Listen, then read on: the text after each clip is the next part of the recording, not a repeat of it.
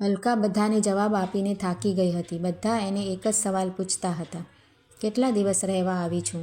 આમ તો આ પ્રશ્ન સામાન્ય હતો, પણ અલકાને પ્રશ્ન પૂછનાર દુશ્મન જેવા લાગતા હતા. ક્યારેક તો કહેવાનું મન પણ થતું કે એ કહી દે, તમારે શું પંચાત, મારા પપ્પાનું ઘર છે, મને ફાવે એટલા દિવસ રહો. પણ એ કશો જવાબ આપતી નહીં. એ જાણતી હતી કે એની બહેનપણી સૌમ્યા પણ સાસરેથી પાછી આવી છે. આમ તો એ શહેરના બીજા છેડે રહેતી હતી, પરંતુ અલકાએ નક્કી કરેલું કે આજે એ સૌમ્યાને ત્યાં જશે. સૌમ્યા પણ સાસરેથી પાછી આવી હતી અને એને જ અલકાને કહેલું, હવે હું એ ઘરમાં પાછી જવાની નથી. સૌમ્યા એક જ એવી વ્યક્તિ છે કે એ એનું દુઃખ સમજી શકે, કારણ કે એને પણ એના સાસરે બહુ જ દુઃખ હતું. અલકાએ નક્કી કર્યું હતું કે ફોન કર્યા વગર જ એ સૌમ્યાને ત્યાં જશે. સૌમ્યા એને જોઈને કેટલી બધી ખુશ થશે. અમારા બંનેના નસીબ જ ખરાબ છે કે અમને સારા સાસરિયા ન મળ્યા. મારા પપ્પા તો કહેતા હતા કે પૈસાની પથારીમાં આડોટીશ, ગમે તેટલા પૈસા વાપરીશ તો પણ કોઈ હિસાબ માંગનાર નથી. પપ્પાની વાત તો સાચી હતી, પણ પૈસા વાપરવા માટે પણ જીવનસાથીનો સાથ જોઈએ. પણ એને સમય જ ક્યાં હતો, અને સાથે આવે ત્યારે પણ એની સાથે શું વાત કરવાની? આવી ખબર હોત તો લગ્નની હા પણ ના કહેત. એ કોલેજ જાય તો પણ કહે, સમયસર પાછી આવી જજે, હવે મમ્મીથી બહુ કામ નથી થતું, એવું હોય તો કોલેજથી છૂટીને ફોન કરજે, ડ્રાઈવર આવીને તને લઈ જશે. પોતે તો કોલેજના પગથિયાં પણ ક્યાં ચઢ્યો હતો. એ તો અલકાને કહેતો હતો, મારી ઈચ્છા ખૂબ જ ભણવાની હતી. પપ્પાનું અકાળે અવસાન થતાં ઘરની બધી જ જવાબદારી મારે માથે પડી. મારે મારા નાના ભાઈને ભણાવવાનો હતો. એની ઈચ્છા CA થવાની છે. ભણવામાં તો હોશિયાર જ છે, પરંતુ મારે એના માથે કોઈ જવાબદારી નાખવી ન હતી. ધંધો તો ખૂબ જ સારો ચાલતો હતો, પરંતુ ઘરની વ્યક્તિ ધ્યાન ના આપે તો ધંધામાં નુકસાન થાય. પણ મારી ઈચ્છા હું તારામાં જોઉં છું. એક ભણેલી માં 100 શિક્ષકની ગરજ સારે. મારે ક્યાં તારી પાસે નોકરી કરાવવી છે. આપણા બાળકોને તું જ ભણાવજે, એમને સારા સંસ્કારી બનાવવાની જવાબદારી તારી. તું ખૂબ ભણીશ તો હું 12 ધોરણ પાસ થઈ ભણી ના શક્યો એ મારી અધૂરપ તારા દ્વારા પૂરી થઈ જશે. એટલે તો મેં તારા પપ્પાને કહેલું, લગ્ન બાદ પણ અલકા ભણવાનું ચાલુ રાખશે. અલકાને આ બધી વાતોમાં બહુ રસ ન હતો. કોલેજમાં મજાક મસ્કરી કરતા રહેવાનો પણ એક આનંદ હતો. એના પતિની વાતો તો સિનિયર સિટીઝન જેવી હતી, જેથી બંને વચ્ચેનું અંતર દિવસે ને દિવસે વધતું જ જતું હતું. અલકા તો એના ઘરની વાતો પણ કોલેજમાં કરતી, પરિણામ સ્વરૂપ બધા એની મસ્કરી કરતા. એના મનમાં દ્રઢપણે એ વાત ધસી ગઈ હતી કે એનો પતિ સાવ બોચિયો છે. ત્યારબાદ તો નાની નાની વાતોને મોટું સ્વરૂપ આપીને લડાઈ ઝઘડા કરવાનું ચાલુ કરી દીધું, અને એક દિવસ એને પતિનું ઘર છોડી દીધું. જ્યારે એ પિયરમાં આવી ત્યારે એના મમ્મી પપ્પાએ કહ્યું હતું કે તું શાંતિથી અહીં રહેજે, હજી અમે જીવીએ છીએ. હવે તો તારો નાનો ભાઈ પણ સારું કમાય છે, તને અહીં કોઈ જાતનું દુઃખ પડવાનું નથી. બધી બહેનપણીઓ વાતો કરતી હોય તો થોડું વહેલું મોડું પણ થાય. હજી તો એની સાસુ એકદમ તંદુરસ્ત છે, એના હાથે પગે મહેંદી મૂકી છે કે મારી દીકરીની આવવાની રાહ જુએ. અલકાનો પતિ અલ્પેશ પણ એની માના જ ગુણગાન ગાયા કરે. જ્યારે મારી દીકરીને ખરીદી કરવા જવું હોય તો પૈસા આપીને છૂટો, સાથે ખરીદી કરવા પણ ના જાય. એને તો બસ એ ભલો અને એનો ધંધો ભલો. એવું જ હતું તો લગ્ન શા માટે કર્યું? અલકા તૈયાર થઈ સૌમ્યાને ઘેર જવા નીકળી, પણ સૌમ્યાને ઘેર તાળું હતું. બાજુવાળાએ કહ્યું, સવારના ઘેર નથી, કહેતા હતા કે દીકરાના લગ્નની ખરીદી કરવાની છે. અલકા પાછી ફરી ત્યારે એના સાસુ તથા એનો પતિ ઘેર બેઠેલા. અલકાને જોતાં જ બોલ્યા, બેટા અમે તને લેવા આવ્યા છીએ. અલકા ગુસ્સે થતાં બોલી, પણ મારે એ ઘેર આવવું જ નથી. મારી જિંદગીમાં શું? તમારો દીકરો આખો વખત એના ધંધામાં રચ્યો પચ્યો રહે છે. એક રજામાં એમ થાય કે ફરવા જઈએ ત્યારે પણ એ દુકાનનો સામાન ખરીદવાનો ઓર્ડર આપવાનો હોય કે હિસાબ કિતાબ લખવા બેસી જાય. હું આ વર્ષે MA થઈ જઈશ, તમારો દીકરો તો માંડ માંડ 12મું પાસ છે. બેટા આ વાતની ચોખવટ તો લગ્ન પહેલાં જ થઈ ગઈ હતી.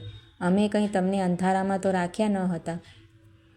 બીજું કે ધંધામાં ધ્યાન રાખવામાં ના આવે તો વર્ષો જૂનો ધંધો બંધ કરવાનો વખત આવે. મને કંઈ થાય કે હું બહારગામ જાઉં તો તને ઘરની રસોઈની પદ્ધતિ ખબર હોવી જ જોઈએ. ત્યાં જ અલકાના પપ્પા તાડુક્યા, પણ મારી દીકરી તમારે ત્યાં નહીં આવે. છૂટાછેડાના કાગળ વકીલ પાસે તૈયાર કરાવી દીધા છે. તમે અહીં આવ્યા તે સારું કર્યું. હવે આવ્યા જ છો તો આ કાગળો ઉપર સહી કરીને જાઓ. અલકા ખુશ હતી. એને તો કોલેજ જીવનની મજા માણવી હતી.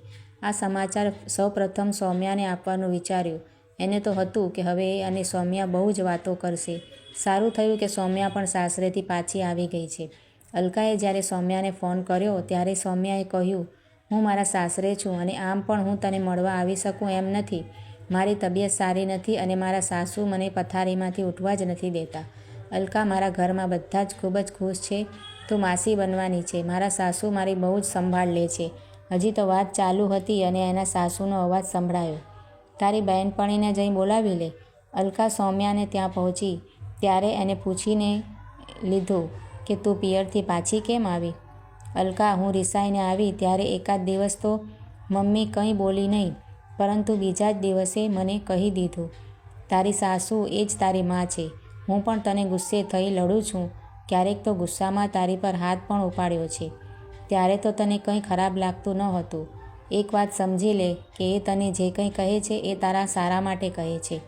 એ તને કહેશે પણ કોઈને કંઈ કહેવા દેશે નહીં. હવે એ જ તારું ઘર છે. સાસુની સલાહથી વાંકું પાડી અહીં નહીં આવવાનું. તને મારઝૂડ કરતા નથી. પતિ તરફથી પણ કંઈ દુઃખ નથી. માટે તારે ત્યાં જ જવાનું છે. મારી મમ્મી મને અહીં મૂકવા આવી ત્યારે મેં ગુસ્સામાં નક્કી કરેલું કે હું મમ્મીને ત્યાં નહીં જાઉં. પણ જેમ જેમ દિવસો પસાર થતા ગયા એમ મને લાગ્યું કે મારી મમ્મી સાચી હતી. મારો પણ વાંક હતો. બીજા અર્થમાં કહું તો કદાચ મારામાં છોકરમત પણ હતી.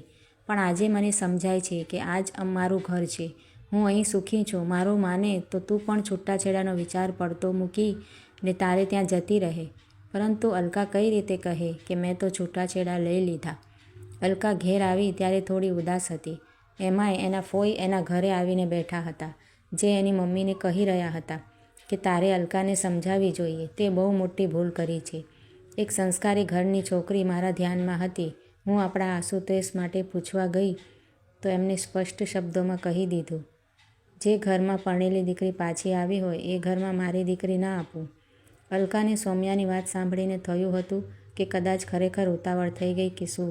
પણ અલ્પેશ ધંધામાં જ રચ્યો પચ્યો રહેતો હતો. એ તો ઠીક ઉપરથી કહેતો હતો, તું ખૂબ મહેનત કર, અત્યારે હરવા ફરવાના દિવસો છે અને ભણવાની વાતો કરે છે. જેમ જેમ દિવસો વીતતા ગયા તેમ તેમ એને અલ્પેશ યાદ આવતો રહેતો હતો. નાના ભાઈના લગ્નની પણ જ્યાં વાત ચાલતી ત્યાં અલકા સાસરેથી પાછી આવી એ કારણે જ વાત અટકી પડતી. આખરે એક છૂટાછેડાવાળા પ્રિયંક નામના છોકરાને પસંદ કરી એની સાથે લગ્ન તો ગોઠવી દીધા. પરંતુ લગ્ન બાદ પ્રિયંકે કહી દીધું કે મેં તારું ભણતર જોઈને જ તને પસંદ કરી છે. મેં કોલેજમાં તારી નોકરીની વાત કરી છે. ત્યાંના ટ્રસ્ટી આપણા સગા છે. ઇન્ટરવ્યૂની જરૂર નથી. 1લી તારીખથી તારી નોકરી ચાલુ થઈ જશે. પણ તમારે મારી ઈચ્છા તો પૂછવી હતી. જો અલકા, મારા એકલાના પગારમાં ઘર ચાલી શકે એમ નથી. આ જમાનામાં બંને જણાએ કમાવવું જ પડે તો જ મેં સારી રીતે જીવી શકું. એટલે તો કહેવાય છે કે પતિ પત્ની એકબીજાના પૂરક છે. પતિ કે પત્નીમાં જે કંઈ અધૂરપ હોય તેને પૂર્ણ કરવાની હોય છે. અલકા, અધૂરપનું પણ એક સૌંદર્ય હોય છે. લોકો બીજના ચાંદની પૂજા કરે છે. પૂર્ણતા જ્યાં આવે ત્યાં પ્રગતિ અટકી જાય. ઈચ્છાઓ અધૂરી હોય તો એને પૂર્ણ કરવા પ્રયત્ન થાય. અડધા ખીલેલા ગુલાબનું સૌંદર્ય પણ આહલાદક હોય છે. લગ્નનો અર્થ જ એ છે કે તે બંનેમાં જે અધૂરપ છે એ એકબીજા મળીને પૂર્ણ કરવા પ્રયત્ન કરવો. જો કે અધૂરપ પણ આગવું મહત્ત્વ ધરાવે છે. અલકાને લાગ્યું કે આ વાત એ થોડા સમય પહેલાં સમજી શકી હોત તો આજે એ અલ્પેશ સાથે સુખી હોત. મિત્રો, આ વાર્તા વિશે તમારું શું કહેવું છે તે કમેન્ટ દ્વારા જરૂરથી જણાવજો. અને આ વાર્તા જો તમને સારી લાગી હોય તો મારી ચેનલને સબસ્ક્રાઈબ જરૂરથી કરજો. Thank you.